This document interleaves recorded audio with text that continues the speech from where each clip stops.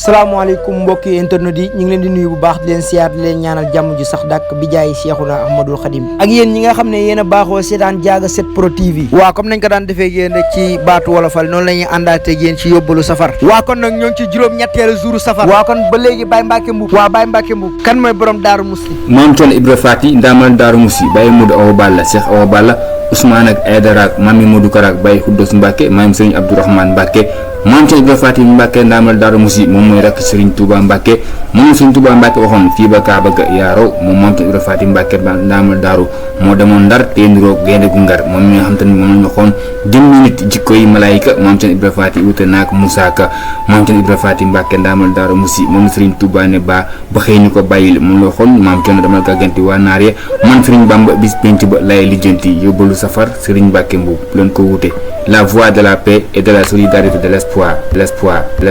war fa kàlla macha allah Baye Mbacke Mbuub waxtaan wi mën na sëkk mën na matale na waa kon nag ñi ngi fas yéene ànd ak yéen ci safar si ci fukki fan ak juróom di ñaanalaat Cheikh Mamadou Mountakha Mbacke mu yàgg fi lool te ànd ku wér kon nag ñoo ngi leen di jox dig daje ba suba ak jàmm ci yeneeni waxtaan wi nag ñoo ngi ciy ànd ak Diaga Pro 7 TV ak Sene Pro TV kon nag abonné leen aimé leen partagé leen ndax ñu gën a mën a wéyal liggéey bi kon nag ñu yend ak jàmm. Diaga 7 Pro TV, la chaîne qui vous donne des informations en temps réel